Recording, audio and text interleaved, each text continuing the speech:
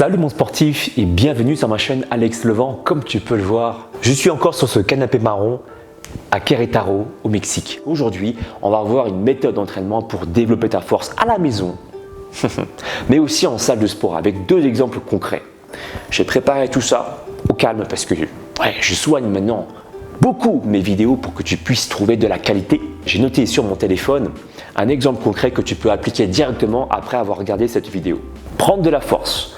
Le protocole exact, je vais te l'expliquer et cerise sur le gâteau, à la fin de la vidéo, tu vas même savoir quels sont les intérêts physiologiques, qu'est-ce qui se passe à l'intérieur de tes cellules musculaires qui fait que ça marche, que tu prends plus de force. Donc si tu es intéressé pour savoir tout ça, parce que moi je suis le premier à me prendre la tête pour savoir, mais quand je fais un mouvement, qu'est-ce qui va se passer à l'intérieur de moi?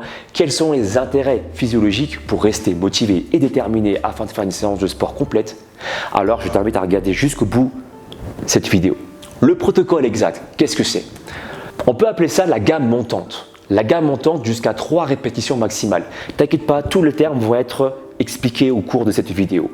La gamme montante, qu'est-ce que c'est d'abord? C'est une méthode en musculation et c'est facile à comprendre. De série en série, tu vas augmenter tes poids.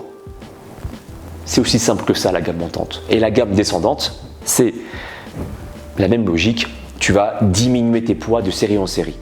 Et après, il existe plein de méthodes, comme par exemple la méthode pyramidale, qui allie à la fois des gammes montantes et descendantes, mais on va y revenir encore un peu plus tard.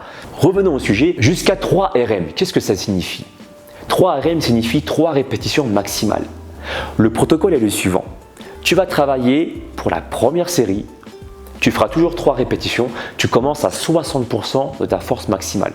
Encore une fois, pour ceux qui ne savent pas ce que j'entends par force maximale, je l'ai aussi déjà expliqué dans ma vidéo précédente, mais pour faire court, voilà, pour que tout le monde puisse comprendre de quoi je parle. La force maximale, il s'agit tout simplement, de façon grossière, du poids que tu peux porter en faisant qu'une seule répétition. D'accord? Donc tu commences à travailler à 60% et puis de série en série, dans ce protocole-là, tu vas monter jusqu'à 90% de ta force pour développer ton système nerveux. Et à la fin de cette vidéo, je t'expliquerai du coup les qualités que tu vas développer pour devenir plus fort. 60%, tu commences, tu fais 3 répétitions. À quoi ça correspond exactement 60%? À 20 répétitions d'après les corrélations du tableau de Poliquin. 20 répétitions, on va prendre l'exemple d'un exercice que tu peux faire à la salle et à la maison. À la salle, on va prendre l'exemple du développé couché parce que ça parle à tout le monde. Et à la maison, on va prendre l'exemple des pompes. Supposons que tu sois à la salle de sport, que tu fais l'exercice du fameux développé couché. Tu es capable de faire 3 répétitions maximales avec 60 kg, poids de la barre comprise. Donc souvent, le poids de la barre olympique, c'est 20 kg. Tu as donc pris le poids de la barre plus 20 kg à gauche et 20 kg à droite. Ok, tu as fait 3 répétitions maximales avec ça. Ça correspond à 90%, d'accord, de ta force maximale. Le but, c'est de commencer à 60% de ce poids, puis de série en série, toujours 3 répétitions, aller jusqu'à 90% de ta force maximale, donc 3 répétitions avec 60 kg. Ça, c'est ta dernière série. Et de série en série, tu vas rajouter 10% du poids que tu as chargé. Un exemple simple, je vais prendre l'exemple du fameux développé couché. Si 60 kg, ça correspond à 90% de ta force maximale, tu vas donc commencer par 60% pour la première série. 3 fois 35 kg, puis ensuite 3 fois 40, 3 fois 45, 3 fois 50, 3 fois 55 et enfin 3 fois 60 kg. D'accord? Alors, en principe, normalement, tu rajoutes 6 kg de série en série. Là, comme tu as pu le constater, j'ai juste rajouté 5 kg pour des raisons pratiques. C'est dur de rajouter 6 kg de chaque côté de la barre. Par contre, rajouter 5 kg, c'est facile. Il suffit de rajouter 2,5 kg de chaque côté de la barre pour que ça fasse 5 kg. D'accord? C'est juste un côté pratique. Maintenant, si tu es à la maison, tu peux raisonner de la même manière avec des bandes élastiques. La première série, avec une charge qui te permettrait en fait d'en faire 20, mais tu t'arrêtes à 3 répétitions. Tu comprends? Et puis ensuite, voilà, tu rajoutes toujours environ 10%, donc un système pratique, tu peux acheter sur Amazon, et très souvent dans les programmes sportifs que je propose, j'envoie des liens vers Amazon parce que c'est pas cher. Un ensemble de packs de bandes élastiques qui coûte 35 € et là-dedans tu as différents types déjà de bandes élastiques. Des bandes élastiques vertes, des bandes élastiques jaunes, orange, rouge et violette. Et ben voilà, donc tu peux raisonner à peu près de la même manière, de telle sorte à augmenter plus ou moins de 10%, commencer par exemple avec la bande verte au début, puis ensuite pour la deuxième série, donc toujours 3 répétitions, tu peux prendre la bande orange par exemple, et ensuite la bande rouge, puis la bande violette, et enfin pour les dernières séries, rajouter de la bande violette plus la bande verte, etc. Les possibilités sont multiples. Donc il est tout à fait possible de travailler à la maison, tout comme il est possible de travailler à la salle de sport pour cette méthode d'entraînement. Il suffit juste d'avoir un petit peu d'imagination. Je dirais qu'il faudrait laisser entre 2 à 3 minutes de temps de repos. Certains auront besoin de plus de temps de repos et d'autres auront besoin de moins de temps de repos. Mais comme il s'agit d'un travail où tu vas te focaliser sur le système nerveux, il faudrait quand même laisser un temps de repos légèrement plus important. Mais encore une fois, tu peux aller aussi un peu par rapport à tes ressentis et tant que la technique reste propre sur l'exécution des prochaines séries, tu peux te permettre de raccourcir le temps de repos. Je te laisse voir tout ça. Je vais revenir rapidement sur l'exemple du développé couché à la salle. La première série, 3 fois 35 kg. On est bien d'accord. Les 35 kg, tu es censé pouvoir faire 20 répétitions avec et la 21e, tu es à l'échec. Mais là, tu t'arrêtes à seulement 3 répétitions. Donc, tu es clairement en dessous de tes capacités. Seulement, ce que je te demande de faire, c'est de ralentir la phase de descente pour bien sentir tes pectoraux s'étirer et se contracter à la fois et une montée explosive pour favoriser le travail de la force et de l'explosivité d'autant plus.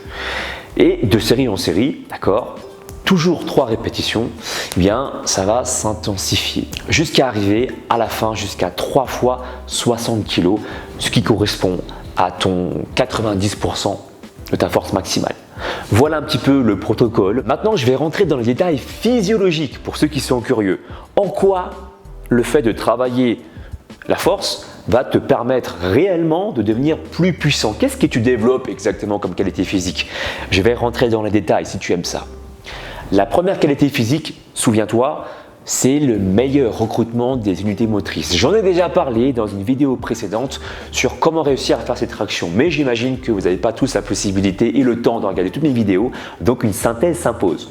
Qu'est-ce que c'est qu'un meilleur recrutement des unités motrices et en quoi ça va permettre d'avoir plus de force? D'abord, définissons le terme d'unité motrice. Le biceps, c'est la synthèse finale de ce qui est à l'intérieur, c'est ce que tu vois de façon holistique, mais en dessous de ce biceps, tu vas avoir des faisceaux musculaires, un peu comme si tu regardais ce qui se passait dans la deuxième poupée russe.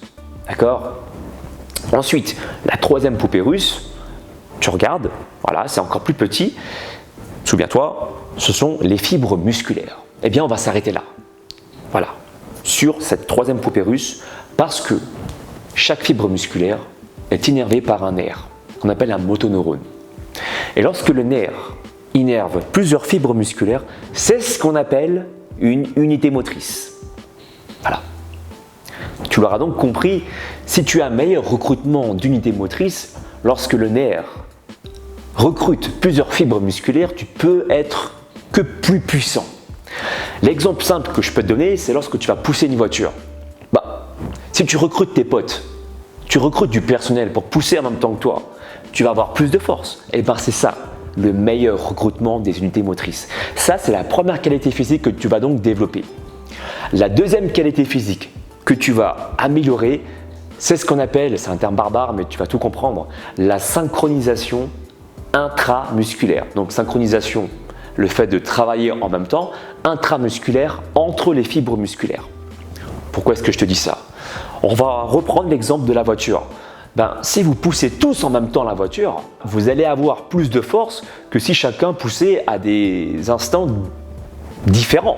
D'accord? C'est exactement la même chose dans le cas de la contraction musculaire. Tu seras bien plus puissant lorsque tes fibres musculaires se contractent en même temps. On va prendre l'exemple de Dragon Ball Z. Lorsque Gohan a voulu exploser Broly dans le film de Broly, eh bien, il a fallu qu'il ait recours à l'aide de Goten et de Goku. D'accord? Mais le Kamehameha, pour qu'il soit bien puissant, il aurait fallu que Goten, Goku et Gohan envoient la patate en même temps. Un peu comme dans le film Abdibak, je ne sais plus si je prononce bien, le monstre rouge. C'est Goku, il dit dans 3, dans 2, dans 1 et bim, on lance tout. Goku qui lance son Kamehameha, Gohan qui lance son Masenko Nanko, etc., etc. Donc quelque part, c'est de travailler en même temps pour générer plus de force. C'est ça ce qu'il faut comprendre. La troisième qualité physique que tu vas pouvoir développer, c'est ce qu'on appelle la coordination maintenant intermusculaire, c'est-à-dire entre les muscles. Pour faire simple, quand tu prends l'exemple du développé couché, parce que ça parle à tout le monde cet exercice, eh bien tu vas travailler différents muscles. Pour ne citer que les principaux, les pectoraux, les épaules, mais aussi les triceps. On va s'arrêter sur les triceps. Tu as sur les triceps forcément des tendons, d'accord? Sur ces tendons, tu vas avoir des organes qu'on appelle les organes tendineux de Golgi. C'est un terme complètement barbare, ne me demande pas pourquoi est-ce qu'on les appelait comme ça. C'est pas moi les scientifiques, moi j'expose juste les faits et je vulgarise un petit peu les propos scientifiques pour que tu puisses comprendre. Bref, en parlant de vulgarisation, eh bien, ces organes tendineux de Golgi, je vais les appeler des gendarmes. Lorsque la tension est palpable, lorsque tu fais du développé couché et que ton corps estime que l'effort est trop important, les gendarmes estiment que c'est trop important, ils vont signaler à la centrale. Oh, il y a un problème, la tension est trop palpable. Du coup, la centrale, c'est la moelle épinière. Eh ben, la moelle épinière va agir et faire contracter volontairement le biceps, le muscle opposé, pour avoir une action freinatrice, pour pas que le triceps, justement, se déchire. En fait, c'est une réaction sécuritaire et heureusement qu'elle existe. C'est ce qu'on appelle le réflexe myotatique inverse. Voilà, terme barbare, mais aujourd'hui, peut-être que tu as appris des choses. Si c'est le cas, n'hésite pas à me le faire savoir avec un pouce en l'air, ça me fera très plaisir. Eh bien, en développant ta force, les gendarmes vont devenir plus cool. Ils vont pas se dire « Oh là, la tension, elle est palpable ». Non, cette marge, tu vas la retarder. Du coup, les policiers ne vont pas considérer la tension comme étant quelque chose de dangereux parce que tu auras acquis plus de force. Donc, tu vas pouvoir mieux travailler ton triceps et ne pas engager ton biceps pour rien. C'est la raison pour laquelle lorsqu'on débute la musculation, eh bien, les débutants ont tendance à ne pas ressentir directement les muscles qu'ils devraient ressentir.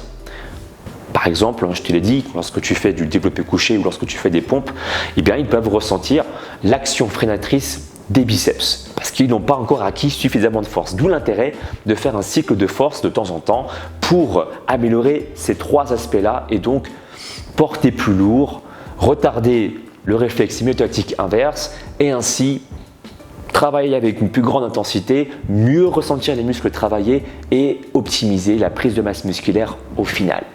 Voilà, c'est une méthode que j'avais envie de te présenter. Tu peux l'appliquer juste après la vidéo, chez toi ou en salle de musculation. Encore une fois, si tu aimes bien ce genre de format vidéo où je t'expose les différentes méthodes d'entraînement, là je t'en ai exposé une, dis-moi si tu veux que j'en fasse une suite, je peux t'en exposer une deuxième, une troisième, une quatrième, mais j'ai envie d'abord de savoir si ça te plaît tout ça. Donc dis-le moi et puis sache que si tu veux aller un peu plus loin, je propose aussi des programmes sportifs et alimentaires si tu veux que je prenne soin de toi, que je t'aide à évoluer et à te transformer. Pour ça, rien de plus simple, tu vas sur mon site alexlevent.com, tout est expliqué dessus, tu as même une vidéo explicative où je te montre comment je peux t'entraîner à distance. Voilà, avec l'envoi de questionnaires physiques général, tout te sera détaillé dans cette vidéo explicative, du fonctionnement jusqu'au mode de paiement, tu sauras tout. Voilà, écoute, mon sportif, j'espère avoir été suffisamment clair. Dis-le moi dans la barre des commentaires si c'est le cas. Suis-moi également sur les réseaux sociaux, Facebook, Instagram, Snapchat et Twitter pour ne louper aucune actualité. Voilà, je t'expose un peu ma façon de travailler, je t'expose également mes entraînements de la vie de tous les jours, ce que je mange. Enfin bref, c'est pour en savoir davantage sur moi. C'est important quand même de savoir à qui tu as affaire. Active la cloche encore une fois de notification et je te dis à très bientôt. Bisous, ciao.